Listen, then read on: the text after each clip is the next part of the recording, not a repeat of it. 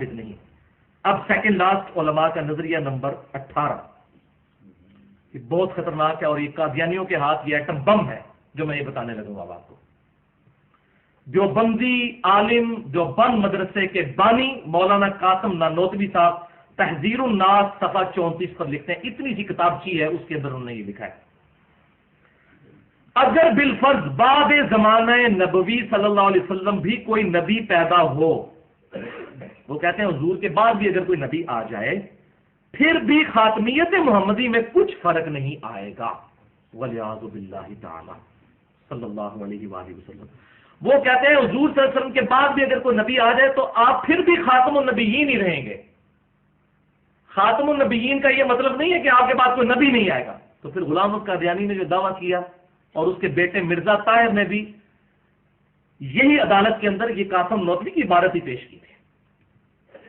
وہ تو اللہ تعالیٰ غلطیاں معاف کرے، شاہ احمد نورانی صاحب کی، انہوں نے کہا کہ ہمارے علماء تو پہلے یہ بھی اسام الارمین میں اس پہ بھی کفر کا فتویٰ تھا احمد بریلوی صاحب کا، ان کا یہ تو ہم تو پہلے اس کو کفریہ کہہ چکے ہیں، ہم اس عبارت کو نہیں مانتے۔ تو انہوں نے کہا کہ پھر اگر آج ہم کافر قرار ہوتے ہیں یہاں پہ تو دیوبندیوں کو بھی کافر قرار دیں نہ ہوں گے، جب تک کہ ہر دیوبندی یہ کہہ نہ دے کہ میرا عقیدہ ہے۔ ہم کسی بریلوی دیوبندی اہل حدیث پہ فتویٰ نہیں لگاتے جب تک وہ ان عقیدوں کا اقرار نہ کر لے۔ بیچارہ نام کا بریلوی دیوبندی اہل حدیث ہے، اگر کوئی اور اس کے بزرگ کچھ کر گئے ہیں تو وہ ان بزرگوں کے ساتھ ہے، لیکن یہ اس وقت مجرم ہوگا جب اس کو بتایا جائے اور یہ کہ نہیں نہیں کوئی حکمت کی بات ہوگی جو انہوں نے کہا۔ اچھا اب اس کو ڈیفینڈ کرتے ہیں، آپ یہ نہ سمجھیے گا پورے مناظرے ہیں، وہ کہتے ہیں قاسم نانوتوی صاحب نے صحیح تو کہا ہے، کیا حضرت عیسیٰ نہیں آئیں گے حضور کے بعد صلی اللہ علیہ وسلم علیہ السلام، تو حضور صلی اللہ علیہ وسلم خاتم النبیین نہیں رہیں گے؟ اور بھائی موٹی عقل میں آپ کی بات نہیں آتی، حضرت عیسیٰ علیہ السلام نبی بن کر نہیں آئیں گے، امتی بن کر آئیں گے۔ کس حدیث میں لکھا ہے کہ وہ نبی بن کر آئیں گے؟ وہ تو امتی بن کے آئیں گے، امام محمد مہدی کے پیچھے نماز پڑھیں گے۔ یہ بخاری اور مسلم میں حدیث ہے کہ میری امت کا اس وقت کیا حالت ہوگی، کیا شان ہوگی جب عیسیٰ بن مریم ان میں اتریں گے اور امام تم میں سے ایک ہوگا۔ الحمدللہ،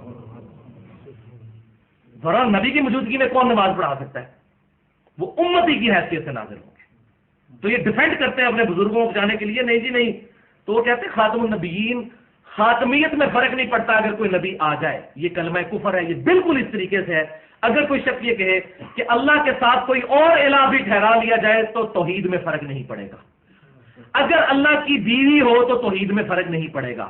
اگر اللہ کا بیٹا ہو تو توحید میں فرق، اور توحید تو نام ہی اس چیز کا ہے، لم یلد ولم یولد، توحید میں فرق پڑے گا۔ خاتم النبیین ہونے کا مطلب یہی ہے کہ نبی صلی اللہ علیہ وسلم نبوت کی مہر ہے، اور مہر ڈاکومنٹ کے اینڈ پہ لگتی ہے جس کے بعد کوئی چیز ایڈ نہیں ہو سکتی ڈاکومنٹ میں، اور دوسرا ترجمہ ہے اس کی سیل،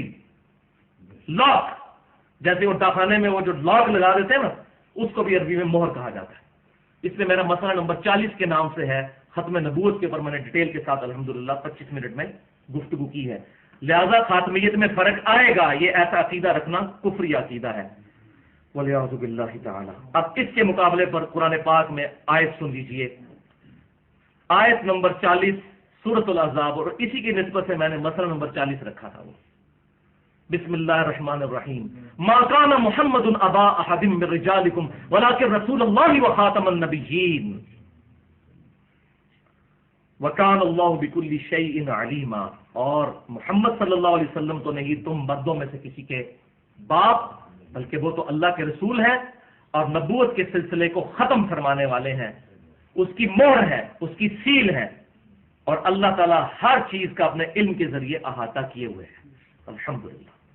اور حدیث جو پوری امت میں اجماعی طور پر صحیح مانی گئی، سنن ابی داؤد میں انٹرنیشنل نمبر کے مطابق 4252 نمبر کتاب الفتن میں یہ حدیث یہاں پر کوٹ کرنی چاہیے۔ سیدنا ثوبان رضی اللہ تعالیٰ عنہ کہتے ہیں رسول اللہ صلی اللہ علیہ وسلم نے فرمایا میری امت میں 30 جھوٹے دجال پیدا ہوں گے، ان میں سے ہر ایک یہی دعویٰ کرے گا کہ وہ اللہ کا نبی ہے، جبکہ انا خاتم النبیین لا نبی بعدی، جبکہ میں خاتم النبیین ہوں، میرے بعد کوئی نبی نہیں۔ حضور خاتم بھی ہیں اور خاتم بھی ہیں۔ اس کی بحث میں نے پوری اس میں کی ہے جو یہ قادیانی دھوکہ دینے کی کوشش